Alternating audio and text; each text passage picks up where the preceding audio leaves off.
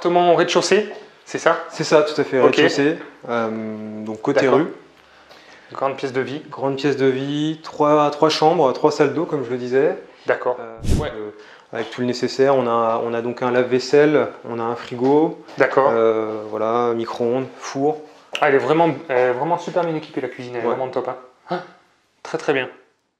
Alors moi, chaque projet est au-dessus de l'autofinancement, donc génère de l'argent tous les mois.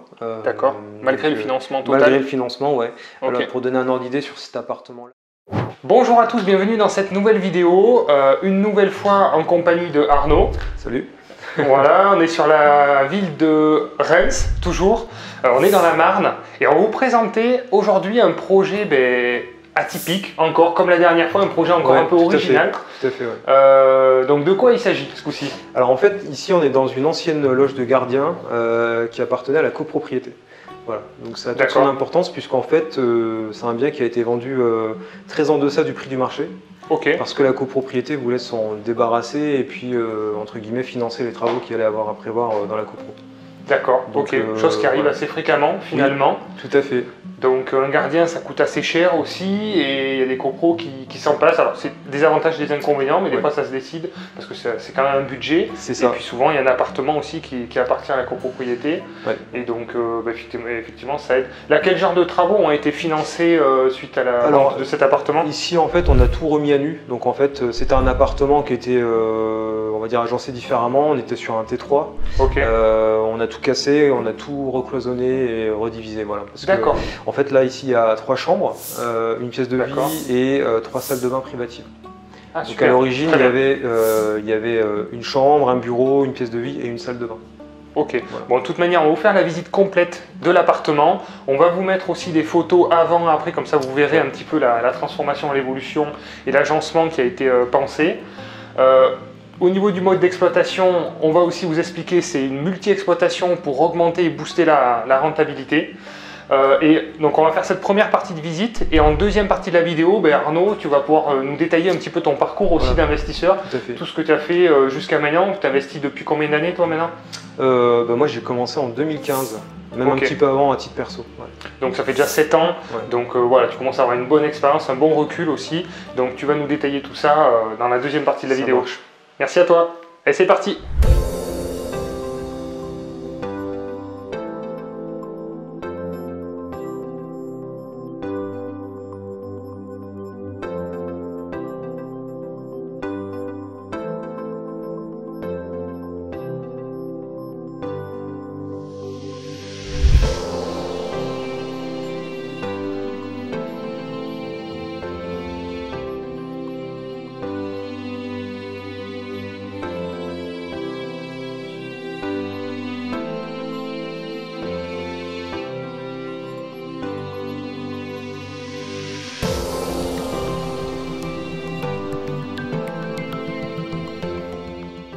Donc si vous arrivez pour la première fois sur cette chaîne, déjà bienvenue, je vous invite à vous abonner pour être prévenu des prochaines vidéos.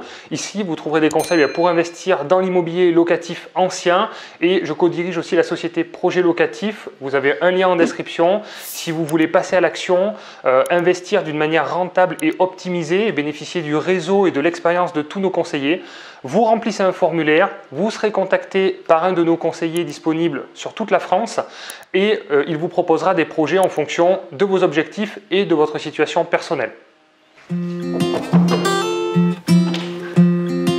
Bonjour, c'est bon. Ok, bon. Alors on est sur un appartement au rez-de-chaussée, c'est ça? C'est ça, tout à fait, rez-de-chaussée, donc côté rue. Grande pièce de vie. Grande pièce de vie, 3 chambres, 3 salles d'eau comme je le disais. D'accord. Ça c'est un vrai plus. Ouais, c'est un vrai plus. Donc on a tout refait, hein. On a vraiment tout cassé, tout replaqué. D'accord. Donc c'est vraiment une création de A à Z. D'accord. Parce qu'à l'origine, voilà, il y avait de la moquette. Bon, si tu partages les photos, vous allez voir un petit peu l'avant, c'était assez impressionnant. Et on a changé aussi toutes les fenêtres.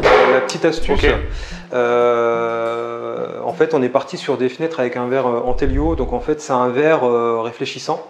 C'est-à-dire qu'en fait, on ne nous voit pas à l'intérieur. Ah, super. Mais ça casse pas la lumière. En fait, ça fait un effet miroir pour les gens qui sont à l'extérieur.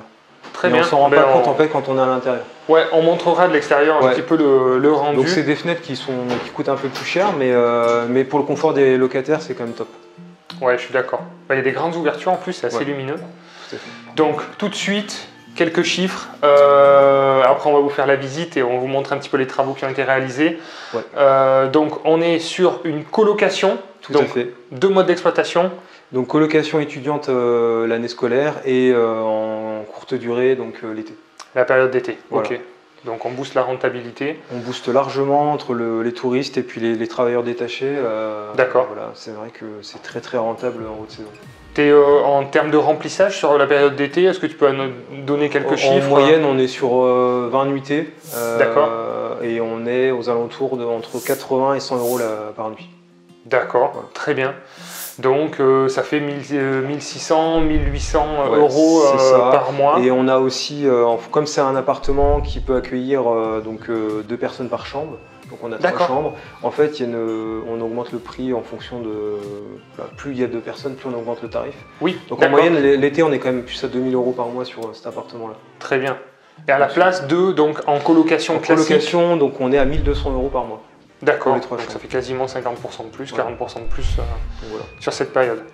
D'accord, ok, très bien. Et pour parler chiffres, donc ça c'est un appartement qui a été acheté 70 000 euros avec les frais de notaire inclus. D'accord. On est quand même sur un 70 mètres carrés. Ouais. Donc pour la ville de Reims, c'est quand même une super affaire. Et on a réinjecté 40 000 euros de travaux. D'accord, voilà. Ok. Ouais, ça va, ça paraît très correct. Travaux, ameublement compris. Oui.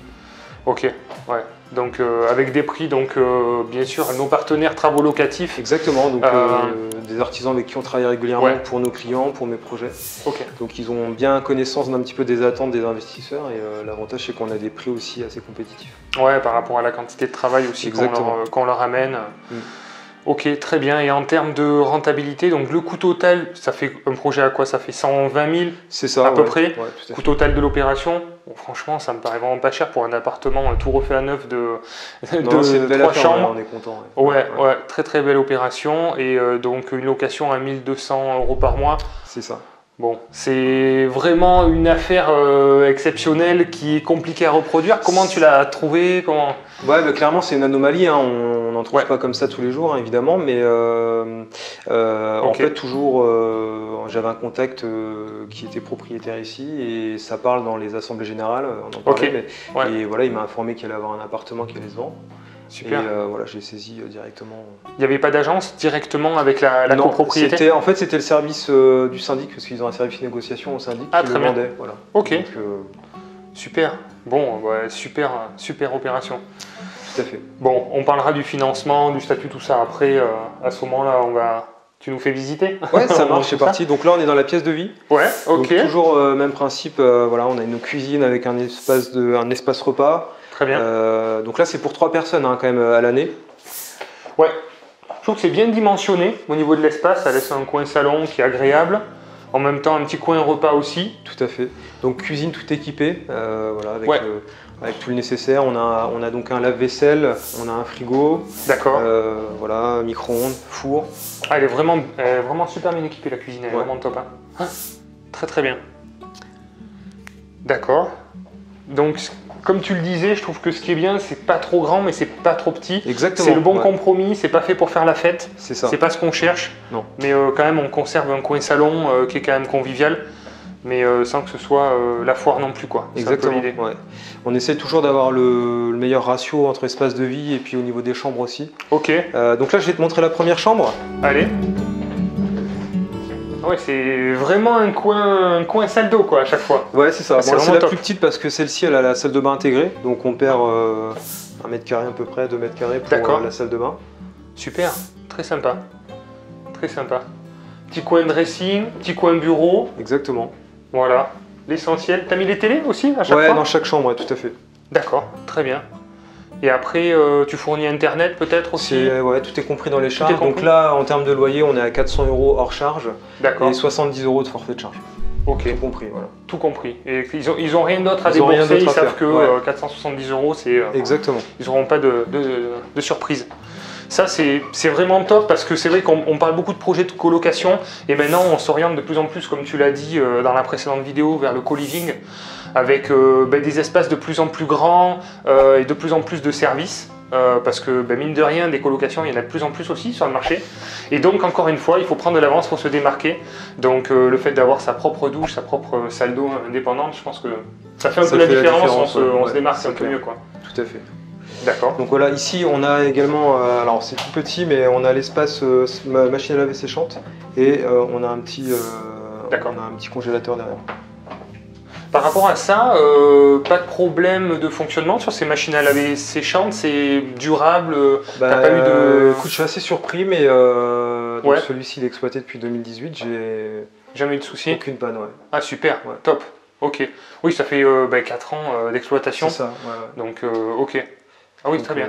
Voilà. Non, pour l'instant on n'a pas à se plaindre. Très bien, super. Alors ici, les deux salles d'eau des deux chambres qu'on va voir juste après. Alors en fait, ça, c'était la salle de bain existante qu'on a divisée en deux. Ah oui, très bien. Voilà. Ok. Ouais, c'était une grande salle d'eau et du coup, tu as gardé les évacuations, les arrivées d'eau et c'était assez pratique en fait. Très bien. Ouais, ça c'est cool quand même, les salles de bain indépendantes, ça évite, on laisse traîner des trucs, des machins. Ouais, t'as laissé traîner ta serviette par terre, ton truc. Exactement, ouais. On évite déjà les disputes à ce niveau-là. Ouais, et puis la queue le matin, c'est vrai que pour les visites, ça fait la différence. À chaque fois, on a vraiment des bonnes remarques là-dessus. Ouais. Donc là, on a une deuxième chambre. Super. Voilà, hein, toujours pareil, on achète les meubles en gros et puis on meuble tout de la même manière. Lit en 140 ? Ouais, 140. D'accord. T'as pris des bons matelas, c'est ça? Ouais. Qualité. Ouais, on lésine pas trop, hein, on n'achète pas le premier prix, parce que sinon après le pas cher coûte cher, comme on dit. Ouais, non mais t'as raison. Ouais. Je pense que en colocation, mais encore plus en location courte durée, c'est quelque chose qui est important à prendre en compte, c'est d'avoir de la bonne literie. Et donc je trouve que c'est bien, même pour des jeunes maintenant, d'avoir des lits comme ça. Tout à fait. Et alors la difficulté qu'il pourrait y avoir, c'est qu'ils invitent des gens à dormir. Et par rapport à ton expérience, est-ce qu'il y a eu ce genre de difficulté à régler? Oui, c'est déjà arrivé. C'est déjà arrivé plusieurs fois. Bon après, c'est pas non plus de l'abus. Hein, c'est pas des gens qui vont rester 2-3 mois. Mais c'est déjà arrivé effectivement. Et nous, on a une dame qui vient une fois par mois faire le ménage. C'est notre présence et nos yeux aussi pour voir si ça se passe bien. Et on a déjà été alerté effectivement que quelqu'un dormait sur le canapé lit notamment. Et c'est vrai qu'et puis avec le Linky, on a la consommation directe. Donc on le voit aussi heure par heure s'il y a une surconsommation. Donc j'ai déjà alerté les locataires sur ce point-là. D'accord, ouais, très bien. Ok, parfait. Donc, troisième chambre. Voilà, troisième et dernière chambre. Ouais, ça fait vraiment des grandes chambres. Hein. Ah ouais, ça fait des belles pièces. Ah, c'est top. C'est top. Très bien. Donc là, elle est exploitée depuis 4 ans. C'est ça. C'est propre. Ça n'a pas, pour 4 ans d'exploitation... Ouais, on n'a pas refait de travaux depuis. D'accord. Surtout qu'il y a l'exploitation de la location courte durée en plus. Qui fatigue un peu les appartements. Ouais, donc, voilà, un petit peu plus. Ok. Non mais très bien, c'est simple, efficace, bon compromis. Au niveau de la demande, tu as beaucoup de demandes quand énormément sur celui-ci parce qu'en fait on est au pied de Sciences Po, donc ça attire beaucoup de monde et ce quartier-là en fait il est assez prisé que ce soit par des jeunes actifs ou les étudiants. D'accord, ok, super. Donc là on est au mois d'août, donc t'as pas encore publié l'annonce Si, on a déjà publié, mais les visites démarrent seulement maintenant. On a déjà pas mal de dossiers. Ok, t'as les 3 colocataires à trouver ou il y en a qui reviennent de l'année précédente? Généralement il reste une année, et puis ensuite ils partent et on reloue. Alors c'est déjà arrivé qu'on loue à plusieurs années, mais c'est assez rare. Et moi j'aime bien faire un bail de 9 mois, comme ça je peux louer l'été tranquillement. Ouais, tu loues l'été, et même s'il y a eu des difficultés entre temps, il y a un locataire que tu peux ne pas reprendre, ou je sais pas, il y en a un qui est embêtant par rapport à d'autres. Ça laisse le choix, quoi. Ouais, c'est pas mal. C'est pas mal. Quand c'est dit dès le départ, cadré dès le départ. Et puis l'avantage que tu as par rapport à la demande et aux prestations que tu proposes, c'est que c'est un peu toi qui décides. C'est toi le maître du jeu, quoi, en fait, c'est du truc. Donc ça te permet d'imposer un peu tes règles. Ouais. Donc, par rapport aux règles de copropriété, règlement, il n'y a pas de problème par rapport à l'exploitation Non, on a bien épluché le règlement de copropriété, donc on n'a pas de souci à ce niveau-là. Donc là, bail individuel. On est sur des baux individuels, c'est exploité en LNMP. D'accord. Voilà, location meublée. Très bien, parfait. Ouais. Ok, on va dans le salon, tu nous parles un peu de ton parcours. Ça marche.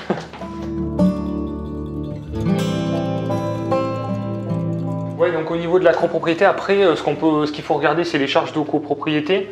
Là, est-ce que c'est le chauffage collectif? Qu'est-ce qui est individuel ou qu'est-ce qui n'est pas? Alors ici tout est collectif, hein, le chauffage, mis à part l'électricité, mais le chauffage, l'eau, tout est collectif. D'accord, ok.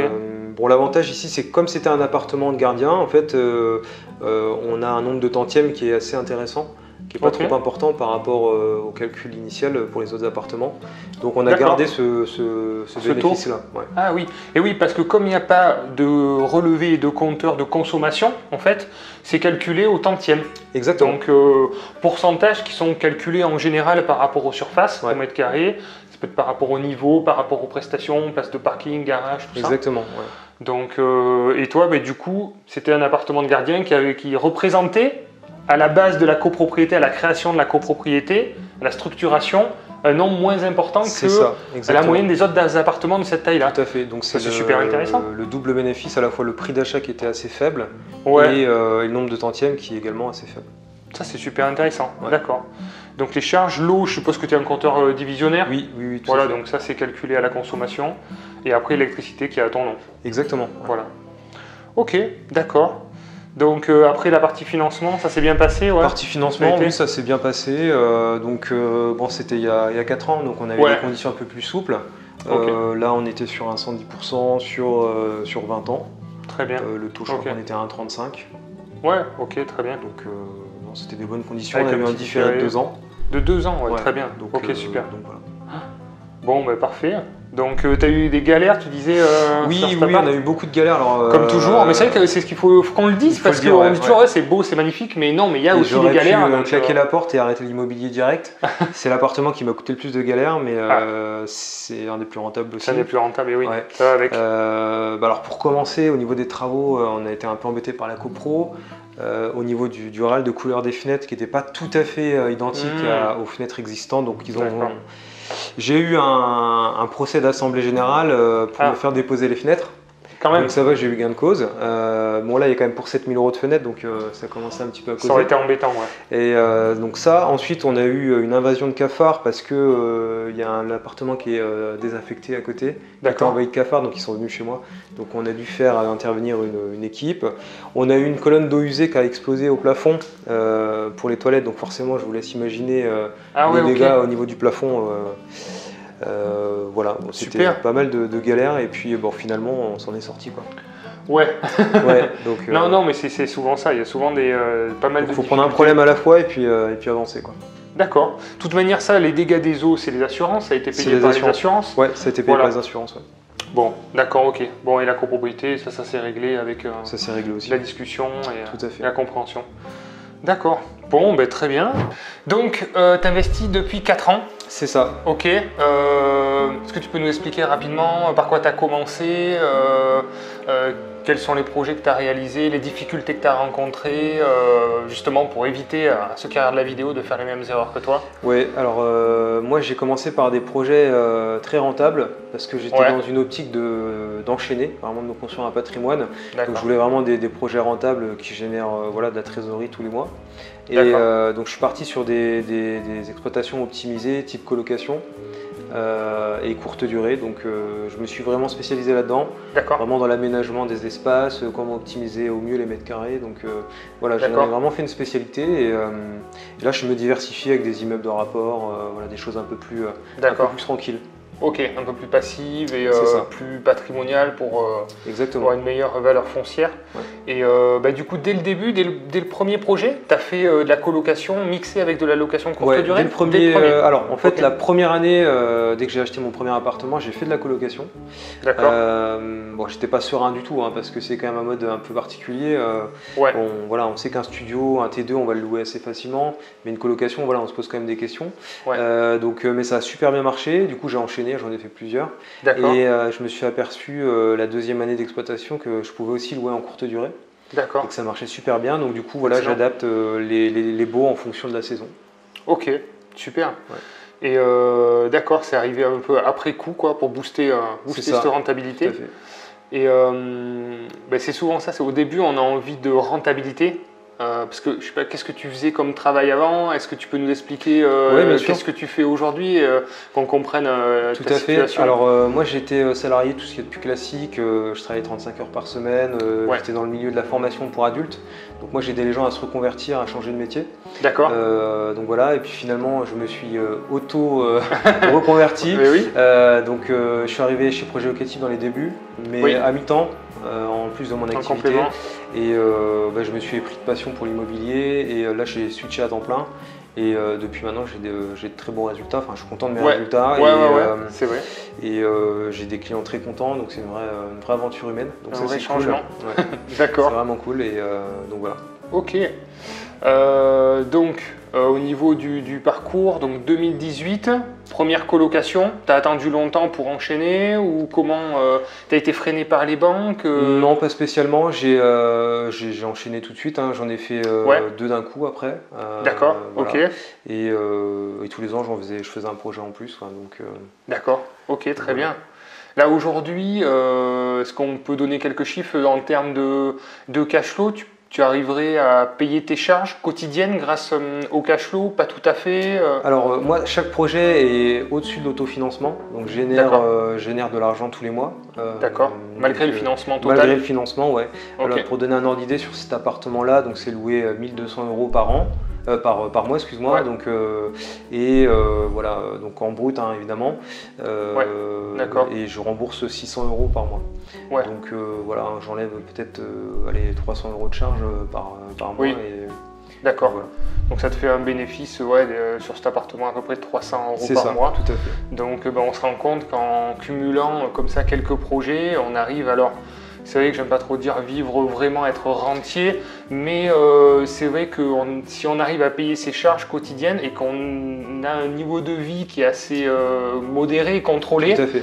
Parce qu'au fond, c'est ce qu'on veut quand on investit dans l'immobilier, c'est avoir de la liberté.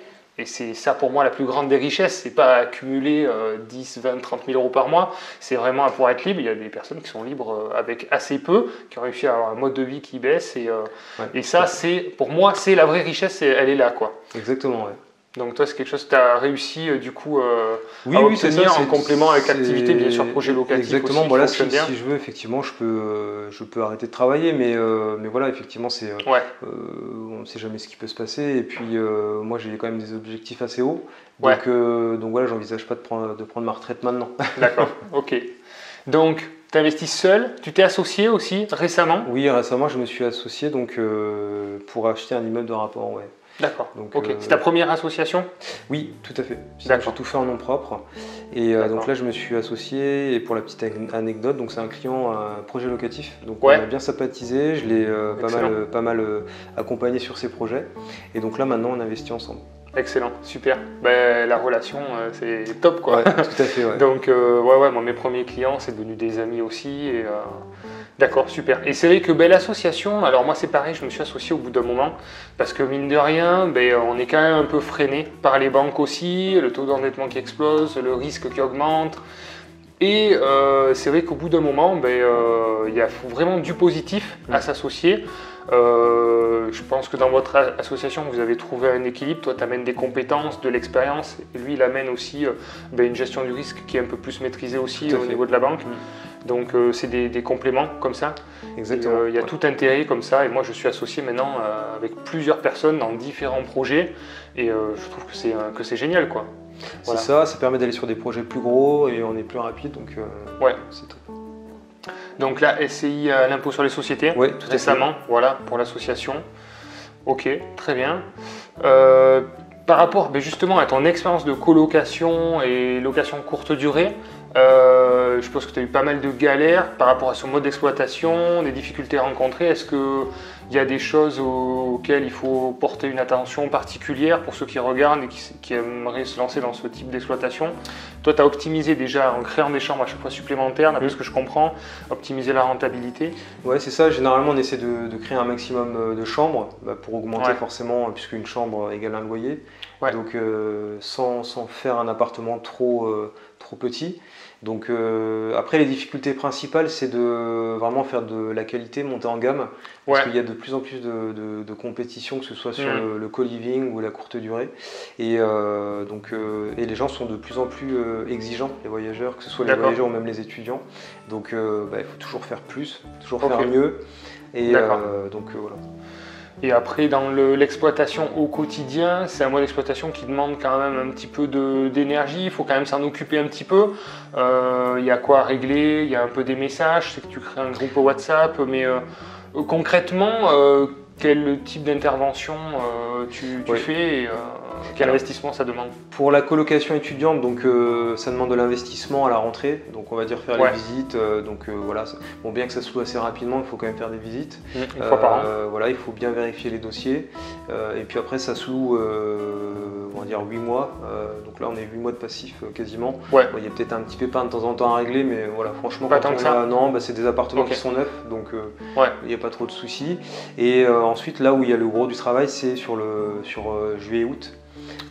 Où là, effectivement, comme c'est exploité en courte durée, il faut gérer les plannings, il faut gérer le linge, le ménage. Bon, toute cette partie-là, je la délègue, mais voilà, il faut quand même être présent. D'accord. Donc toi, tu as une personne qui s'occupe du ménage, du linge, tout ça. Tout à fait. Toi, tu t'occupes des réservations. C'est ça. De la gestion des réservations. Même si on peut en as plusieurs en plus, donc que tout soit bien coordonné.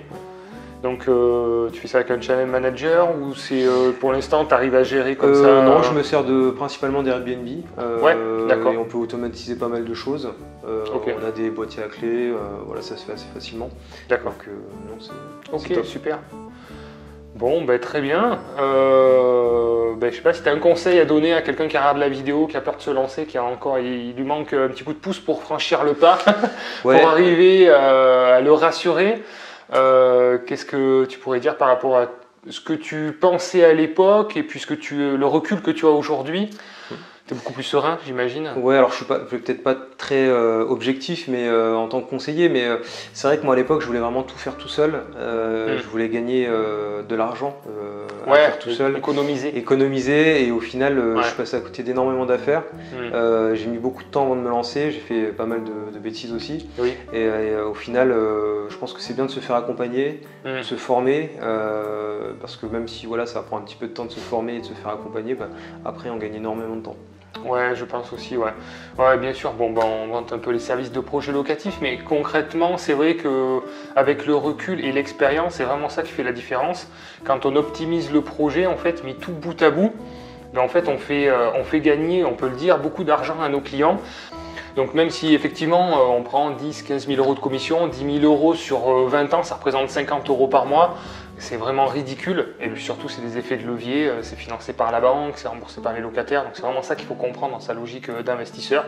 Et on fait gagner évidemment beaucoup d'argent, mais aussi beaucoup de temps à nos clients, puisqu'ils s'occupent pas de grand chose, à part du financement où là il faut vraiment être de plus en plus impliqué et moteur et motivé, mais sinon pour le reste on se charge des projets, de faire les travaux, de vous aider sur la fiscalité, donner les informations nécessaires, voilà tout le processus. C'est vraiment ça qui fait la différence. Et le gros plus aussi, c'est qu'on a un réseau et du coup on a les opportunités quand même en avant-première.